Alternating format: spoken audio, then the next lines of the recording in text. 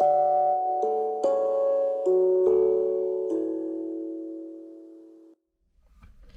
everybody and welcome back to another episode of Something Dark. Like in my past episodes, I'm going to be going through a previous case that I've covered in the audio only version that I have on Spotify, Apple Podcasts, and anywhere you find your podcasts. I'm going to be looking down at my notes, so if you see me glancing down, I'm just reading my script that I have for my podcast to make sure I get all of the facts of the case correct. So with that being said, let's get into today's case. Today we're going to be discussing the case of a missing Boeing 777. In 2014, Malaysia Airlines Flight 370 disappeared. The aircraft departed from Kuala Lumpur Airport on March 8th, destined for Beijing, China, with 239 people on board. Under the control of Captain Zahari Shah, the Boeing 777 last communicated with air traffic control at 1:19 a.m. while traveling over the South China Sea before disappearing. Despite 2 full years of searching an area of ocean covering more than 120,000 square kilometers, it has never been found. MH370 is the only unexplained missing vessel in modern aviation history. To get into today's case, we're going to have a read through a brief description of what happened that night, written by aviation expert William Langswyche for The Atlantic. At 12:42 a.m. on the quiet moonlit night of March 8, 2014, a Boeing 777-200ER, operated by Malaysia Airlines, took off from Kuala Lumpur and turned towards Beijing, climbing to its assigned cruising altitude of 35,000 feet. The designator for Malaysia Airlines is MH, and the flight number was 370. Farid Hamid, the first officer, was flying the airplane. He was 27 years old, and this was a training flight for him, the last one. He would soon be fully certified. His trainer was the pilot in command, a man named Zahari Ahmad Shah, who at 53 was one of the most senior captains at Malaysia Airlines. In Malaysian style, he was known by his first name, Zahari. He was married and had 3 adult children. He lived in a gated development. He owned 2 houses, and in his first house, he had installed an elaborate Microsoft flight simulator. He flew it frequently and often posted to online forums about his hobby. In the cockpit, Farid would have been deferential to him, but Zahari was not known for being overbearing. In the cabin there were 10 flight attendants. All of them were Malaysian. They had 227 passengers to care for, including 5 children. Most of the passengers were Chinese. Of the rest, 38 were Malaysian, and in descending order, the others came from Indonesia, Australia, India, France, the United States, Iran, Ukraine, Canada, New Zealand, the Netherlands, Russia, and Taiwan. Up in the cockpit that night, while First Officer Farid flew the airplane, Captain Zahari handled the radios. The arrangement was standard. Zahari's transmissions were a bit unusual. At 1:01 a.m., he radioed that they had leveled off at 35,000 feet, a superfluous report in radar-surveilled airspace where the norm is to report leaving an altitude, not arriving at one. At 1:08, the flight crossed the Malaysian coastline and set out across the South China Sea, in the direction of Vietnam. Zahari again reported the plane's level at 35,000 feet. 11 minutes later, as the airplane closed in on a waypoint near the start of Vietnamese air traffic jurisdiction, the controller at Kuala Lumpur radioed. Malaysian 370, contact Ho Chi Minh 120.9. Good night. Zahari answered, "Good night, Malaysian 370. Malaysian 370, contact Ho Chi Minh 120.9. Good night. Good night, Malaysian 370. He did not read back the frequency as he should have, but otherwise the transmission sounded normal. It was the last word heard from MH370. The pilots never checked in with Ho Chi Minh, or answered any of the subsequent attempts to raise them. 5 seconds after MH370 crossed into Vietnamese airspace, the symbol representing its transponder dropped from the screens of Malaysian air traffic control, and 37 seconds later, the entire airplane disappeared from secondary radar. Although it wasn't widely known at the time, when the transponder stopped functioning, Malaysian military radar could still track Flight 370. It showed the plane turning right, but then beginning a left turn to a southwesterly direction. The last known radar detection picked up by the Malaysian military was from a point near the limits of Malaysian military radar, 439 kilometers from Penang at 2:22 a.m. This information was kept secret by the military until days later. 39 minutes after takeoff, at 1:21 a.m., the controller in Kuala Lumpur was dealing with other traffic elsewhere on his screen and simply didn't notice Flight 370 drop from the radar. When he finally did, he assumed that the airplane was in the hands of Ho Chi Minh, somewhere out beyond his range. The Vietnamese controllers, meanwhile, saw MH370 cross into their airspace and then disappear from radar. They apparently misunderstood a formal agreement by which Ho Chi Minh was supposed to inform Kuala Lumpur immediately if an airplane had been handed off and was more than 5 minutes late to check in. They tried repeatedly to contact the aircraft, but to no avail. By the time they picked up the phone to inform Kuala Lumpur, 18 minutes had passed since MH370's disappearance from the radar screens. What ensued was an exercise in confusion and incompetence. Kuala Lumpur's Aeronautical Rescue Coordination Centre should have been notified within an hour of the disappearance. By 2:30 a.m., it had still not been. 4 more hours elapsed before an emergency response was finally begun. At 6:32 a.m., when the airplane should have been landing in Beijing, countries were reluctant to release information collected by military radar because of sensitivities about revealing their own capabilities. Indonesia had an early warning radar system, but its air traffic control radar did not register any aircraft with the transponder code used by Flight 370, despite the aircraft possibly having flown near or over the southern tip of Sumatra. Indonesian military radar tracked Flight 370 earlier before the transponder is thought to have been turned off, but it did not provide information on whether it was detected afterwards. Thailand and Vietnam also detected Flight 370 on radar before the transponder stopped working. The radar position symbols for the transponder code used by Flight 370 vanished after the transponder is thought to have been turned off. Vietnam Deputy Minister of Transport stated that Vietnam noticed MH370 turn back towards the west, and Vietnam operators had informed Malaysian authorities twice the same day, 8th of March. Thai military radar detected an aircraft that might have been Flight 370, but it is not known at what time the last radar contact was made, and the signal did not include any identifying data. Also, the flight was not detected by Australia's conventional system or its long-range JORN over-the-horizon radar system, which has an official range of 3,000 kilometers. The latter was not in operation on the night of the disappearance. For 6 hours after the airplane disappeared from secondary radar, MH370 had continued to link up intermittently with the geostationary Indian Ocean satellite operated by Inmarsat, a commercial London vendor that owns and operates the world's most reliable global satellite networks. This meant that the airplane had not suddenly suffered a catastrophic event.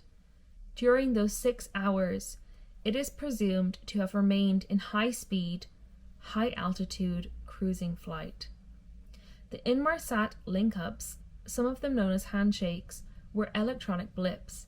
These blips amounted to a small exchange of information, because the intended contents of the system, like passenger entertainment, in-flight Wi-Fi, cockpit texts, and automated maintenance reports, had been isolated or switched off. Altogether, there were 7 link-ups. 2 initiated automatically by the airplane and 5 others initiated automatically by the Inmarsat ground station. There were also 2 satellite phone calls. They went unanswered, but provided additional data. Associated with most of these connections were 2 values that Inmarsat had only recently begun to log. The first and more accurate of the values is known as the burst timing offset. It is a measure of the transmission time to and from the airplane, and therefore of the plane's distance from the satellite. It does not pinpoint a single location, but rather all equidistant locations, a roughly circular set of possibilities. Given the range limits of MH370, the near circles can be reduced to arcs. The most important arc is the 7th and last one, defined by a final handshake tied in complex ways to fuel exhaustion and the failure of the main engines. The 7th arc stretches from Central Asia in the north to the vicinity of Antarctica in the south. It was crossed by MH370 at 8:19 a.m. Kuala Lumpur time. Calculations of likely flight paths place the airplane's intersection with the 7th arc and therefore its endpoint in Kazakhstan if the airplane turned north, or in the southern Indian Ocean if it turned south. Judging from the electronic evidence, this was not a controlled attempt at a water landing. The airplane must have fractured instantly into 1 million pieces.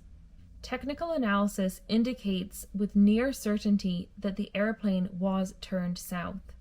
We know this from Inmarsat's second logged value, the burst frequency offset. Inmarsat technicians in London were able to discern a significant distortion, suggesting a turn to the south at 2:40 a.m.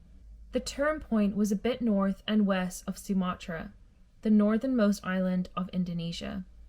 It has been assumed that the airplane then flew straight and level for a very long time, while in the general direction of Antarctica, which lay beyond its range. After 6 hours, a steep descent was indicated, as much as 5 times greater than a normal descent rate. Within a minute or 2 of crossing the 7th arc, the plane dived into the ocean, possibly shedding components before impact. But no one knew where, exactly, the impact had occurred, and much less why. And no one had the slightest bit of physical evidence to confirm that the satellite interpretations were correct.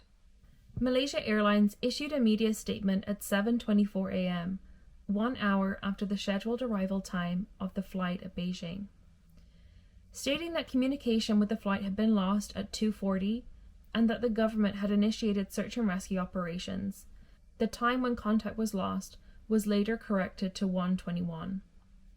Neither the crew nor the aircraft's communication systems relayed a distress call, indications of bad weather, or technical problems before the aircraft vanished from radar screens. On March 24th, Malaysian Prime Minister appeared before media at 10 o'clock local time to give a statement regarding Flight 370, during which he announced that he had been briefed by the Air Accidents Investigation Branch and that it and Inmarsat had concluded that the airliner's last position before it disappeared was in the southern Indian Ocean. As there were no places where it could have landed, the aircraft must therefore have crashed into the sea. Just before Prime Minister spoke, an emergency meeting was called in Beijing for relatives of Flight 370 passengers. Malaysia Airlines announced that Flight 370 was assumed lost with no survivors. It notified most of the families in person or via telephone, and some received an SMS in English and Chinese, informing them that it was likely that the aircraft had crashed with no survivors.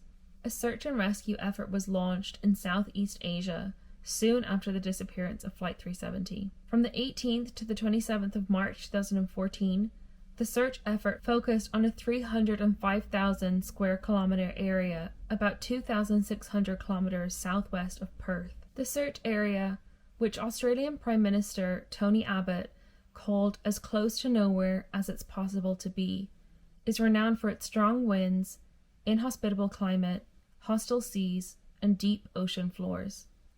Satellite imagery of the region was analysed, Several objects of interest and 2 possible debris fields were identified on images made between 16th and 26th of March. None of these possible objects were found by aircraft or ships. Revised estimates of the radar track and the aircraft's remaining fuel led to a move of the search 1,100 kilometers northeast of the previous area on March 28th, which was followed by another shift on the 4th of April.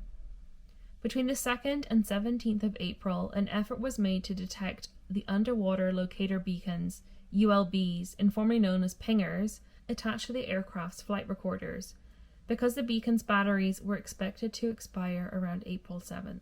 Australian naval cutter ADV Ocean Shield, equipped with a towed ping locator, joined China's Haixun 01, equipped with a handheld hydrophone, and the Royal Navy's HMS Echo, equipped with a hull-mounted hydrophone in the search. Operators considered the effort to have little chance of success, given the vast search area. Between the 4th and 8th of April, several acoustic detections were made that were close to the frequency and rhythm of the sound emitted by the flight recorder's ULBs. Analysis of the acoustic detections determined that, although unlikely, the detections could have come from a damaged ULB. A sonar search of the sea floor near the detections was carried out between the 14th of April and the 28th of May, but yielded no sign of Flight 370. In a March 2015 report, it was revealed that the battery of the ULB attached to Flight 370's flight data recorder may have expired in December 2012, and thus may not have been capable of sending signals. In late June 2014, details of the next phase of the search were announced. The priority search area was in the southern extent of the wide area search. The governments of Malaysia, China, and Australia agreed to thoroughly search 120,000 square kilometers of the seafloor. This phase of the search, which began on the 6th of October 2014, used 3 vehicles equipped with towed deep water vehicles that use side-scan sonar, multi-beam echo sounders, and video cameras to locate and identify aircraft debris. A 4th vessel participated in the search between January and May 2015, searching areas that could not be effectively searched using equipment on the other vessels. Following the discovery of the flaperon, a piece of the plane's wing, on Reunion Island, the Australian Transport Safety Bureau, the ATSB, renewed its drift calculations for debris from the aircraft and, according to the JACC, was satisfied that the search area was still the most likely crash site. Reverse drift modelling of the debris to determine its origin after 16 months also supported the underwater search area, although this method is very imprecise over long periods. On July 17, 2017, 3 countries jointly announced the suspension of the search for Flight 370. Later that year, on October 17, 2017, Malaysia received proposals from 3 companies, including Dutch-based Fugro and American company Ocean Infinity, offering to continue the search for the aircraft. In January 2018, Ocean Infinity announced that it was planning to resume the search in the narrow 25,000 square kilometer area. The search attempt was approved by the Malaysian government, provided that payment would only be made if the wreckage was found. Ocean Infinity chartered the Norwegian ship Seabed Constructor to perform the search. By the end of May 2018, the vessel had searched a total area of over 112,000 square kilometers. The final phase of the search was conducted in Site 4 in May 2018. It was announced on May 23, 2018, that the search for MH370 would conclude at the end of the month. Ocean Infinity confirmed on May 31st that its contract with the Malaysian government had ended, and it was reported on June 9, 2018, that the Ocean Infinity search had come to an end. In March 2019, in the wake of the 5th anniversary of the disappearance, the Malaysian government stated that it was willing to look at any credible leads or specific proposals regarding a new search. Ocean Infinity stated that it was ready to resume the search on the same no-fee, no-fine basis, believing that it would benefit from the experience it had gained from its search for the wreck of Argentinian submarine ARA San Juan and bulk carrier ship Stellar Daisy. Ocean Infinity believed that the most probable location was still somewhere along the 7th arc, around the area identified previously and upon which its 2018 search was based. Moving to look at the reported sightings, the news and media reported several sightings of an aircraft fitting the description of the missing Boeing 777. For example, on March 19, 2014, CNN reported that witnesses, including fishermen, an oil rig worker, and people on the Kuta Huvadolu atoll in the Maldives saw the missing airliner. A fisherman claimed to have seen an unusually low-flying aircraft off the coast of Kota Baru, while an oil rig worker 299 kilometers southeast of Vung Tau claimed that he saw a burning object in the sky that morning, a claim credible enough for the Vietnamese authorities to send a search and rescue mission. And the Indonesian fisherman reported witnessing an aircraft crash near the Malacca Straits. Nothing seems to have come from any of these sightings. After MH370 went missing, Malaysia quickly assembled a joint investigations team consisting of specialists from Malaysia, China, the United Kingdom, the United States, and France. The team consisted of an airworthiness group, an operations group, and a medical and human factors group. The airworthiness group were tasked with examining issues relating to maintenance records, structures, and systems of the aircraft. The operations group were to review the flight recorders, operations, and meteorology, and the medical and human factors group would investigate psychological, pathological, and survival factors. Malaysia also announced on April 6, 2014, that it had set up 3 ministerial committees, a next of kin committee, a committee to organize the formation of the JIT, and a committee responsible for the Malaysian assets deployed in the effort of the search. The criminal investigation was led by Royal Malaysia Police, assisted by Interpol and other relevant international law enforcement authorities. During the investigation, both power interruption and an incident with the crew were considered as possible causes. Looking at the possible power interruption, investigators analyzed the SATCOM communications from MH370, and their analysis of the characteristics and timing of this communication suggest a power interruption in flight is the most likely culprit. As the power interruption was not due to engine flameout, they think it may be the result of manually switching off the aircraft's electrical system. When considering an incident happening with the crew, an analysis comparing the evidence available for Flight 370 with 3 categories of accidents: an in-flight upset, a glide event like an engine failure or fuel exhaustion, and an unresponsive crew or hypoxia event, concluded that the unresponsive crew or hypoxia event best fit the available evidence for the 5-hour period of the flight as it traveled south over the Indian Ocean without communication or significant deviations on its track, likely on autopilot. No consensus exists among investigators of the unresponsive crew or the hypoxia theory. If no control inputs were made following flameout and the disengagement of autopilot, the aircraft would have most likely entered a spiral dive and entered the ocean within 37 kilometers of the flameout and disengagement of autopilot.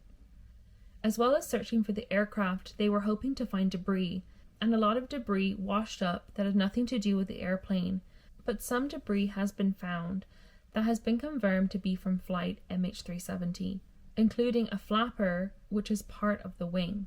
The analysis of the flaperon showed that the landing flaps were not extended, supporting the spiral dive at high speed theory. In May 2018, the investigation again asserted that the flight was not in control when it crashed. Its spokesperson added that we have quite a bit of data to tell us that the aircraft, if it was being controlled at the end, it wasn't being controlled very successfully. The fact remains that after 5 years, no one has been able to work backwards from where the debris has washed ashore and trace it to some point of origin in the southern Indian Ocean. The airplane flew for about 6 hours until the flight came suddenly to an end. There was no effort by someone at the controls to bring the airplane down gently. It shattered. As with most unexplained disappearances, there are many theories and conspiracies to try and explain what really happened. US officials believe the most likely explanation to be that someone in the cockpit of Flight 370 reprogrammed the aircraft's autopilot to travel south across the Indian Ocean. Police searched the homes of the pilots and seized financial records for all 12 crew members, including bank statements, credit card bills, and mortgage documents. On April 2, 2014, Malaysia's Police Inspector General said that more than 170 interviews have been conducted as part of Malaysia's criminal investigation, including interviews with the family members of the pilots and crew. The FBI reconstructed deleted data from Captain Zahari's home flight simulator, but a Malaysian government spokesperson indicated that nothing sinister had been found on it. A preliminary report issued by Malaysia in March 2015 stated that there was no evidence of recent or imminent significant financial transactions carried out by any of the pilots or crew, and the analysis of the behavior of the pilots on CCTV showed no significant behavioral changes. The report read, "The pilot in control's ability to handle stress at work was reported to be good. There was no known history of apathy, anxiety, or irritability. There were no significant changes in his lifestyle, interpersonal conflict, or family stresses. There were no behavioral signs of social isolation or changes in interests or habits." On studying the PIC's behavioral pattern on CCTV at the airport on the day of the flight and 3 flights prior, there was no significant behavioral changes observed. On all the CCTV recordings, the appearance was similar, well-groomed and attired. The gait, posture, facial expressions, and mannerisms were his normal characteristics. In 2016, a leaked American document stated that a route on the pilot's home flight simulator, which closely matched the projected flight over the Indian Ocean, was found during the FBI's analysis of the flight simulator's computer hard drive. Forensic examinations of Zahari's simulator by the FBI revealed that he experimented with a flight profile roughly matching that of MH370. A flight north around Indonesia, followed by a long run to the south, ending in fuel exhaustion over the Indian Ocean. Malaysian investigators dismissed this flight profile as merely one of several hundred that the simulator had recorded. That is true as far as it goes, which is not far enough. Victor Ianello, an engineer and entrepreneur in Roanoke, Virginia, who has done extensive analysis of the simulated flight, underscores what the Malaysian investigators ignored. Of all the profiles extracted from the simulator, the one that matched MH370's path was the only one that Zahari did not run as a continuous flight. In other words, taking off on the simulator and letting the flight play out, hour after hour until it reached its destination airport. Instead, he advanced the flight manually in multiple stages, repeating jumping the flight forward and subtracting less fuel as necessary until it was gone. Ianello believes Zahari was responsible for the diversion. Given that there was nothing technical that Zahari could have learned by rehearsing the act on a game like Microsoft consumer product, Ianello suspects that the purpose of the simulator flight may have been to leave a breadcrumb trail to say goodbye. Referring to the flight profile that the MH370 would follow, Ianello said of Zahari, "It's as if he knew he was simulating a simulation. Without a notice of explanation, Zahari's reasoning is impossible to know." But the simulator flight cannot be easily dismissed as a random coincidence. Reading through William Langwash's article in The Atlantic, there is a section I want to share with you. In Kuala Lumpur, William actually met with one of Zahari's lifelong friends, a fellow 777 captain. He too believed that Zahari was guilty, a conclusion he had come to reluctantly. He described the mystery as a pyramid that is broad at the base and one man wide at the top, meaning that the inquiry may have begun with many possible explanations, but ended up with a single one. He said, "It doesn't make sense. It's hard to reconcile that with the man I knew, but it's the necessary conclusion." William asked about the need Zahari would have had to somehow deal with his cockpit companion, First Officer Farik Hamid. He replied, "That's easy. Zahari was an examiner. All he had to say was go check something in the cabin, and the guy would have been gone." William asked about a motive. He said Zahari's marriage was bad. In the past, he slept with some flight attendants, and so what? We all do. You're flying all over the world, these beautiful girls in the back, but his wife knew. He agreed that this was hardly a reason to go berserk, but thought Zahari's emotional state might have been a factor. I think the absence of all this from the report says a lot. I would bet there's likely more that they discovered that we just don't know about yet. At various stages of the investigation, possible hijacking scenarios were considered, including crew involvement and a suspicion of the airplane's cargo manifest. Many theories have also been proposed by the media. The Malaysian Ministry of Transport's final report from July 2018 was inconclusive, but highlighted Malaysian air traffic controllers' failures to attempt to communicate with the aircraft shortly after its disappearance. So, what can we learn from this disaster? In the absence of a definitive cause of disappearance, air transport industry safety recommendations and regulations have been introduced to prevent a similar event. These include increased battery life on the underwater locator beacons, lengthening of recording times on flight data recorders and cockpit voice recorders, and the new standards for aircraft position reporting over the open ocean. Lack of evidence in determining the cause of MH370's disappearance, as well as the absence of any physical confirmation that the plane has crashed, raises many issues regarding the responsibility for the accident and the payments made by insurance agencies. Under the Montreal Convention, it is the carrier's responsibility to prove lack of fault in an accident, and each passenger's next of kin are automatically entitled, regardless of fault, to a payment of approximately $175,000 from the airline's insurance company, amounting to a total of almost $40 million for the 227 passengers on board. I am hopeful that one day we will get answers about what happened, and I believe that a private company like Ocean Infinity will be able to recover more answers. I think the theory about the pilot is the most probable, or at least the most explainable. I have had in my previous episode of the audio-only version of this case, there were some people commenting that it's not fair to blame the pilot because we don't know, but from the evidence that we have, it seems the most likely. Until we're able to uncover the wreckage, or at least one of the two black boxes, we are going to be left in the dark. I can't imagine the pain and the sadness of all the families who lost their loved ones, so for their sake and for their closure, I hope more answers will be revealed soon. That brings us to the end of today's case. As you can see, the room is almost now completely dark. I just have my ambient lighting behind me. My kitty cat was a little bit needy today. He wanted to sit on my knee, but obviously there's no space here, so he couldn't. Please let me know your thoughts on the case below. If you have any theories about what happened, I would love to know.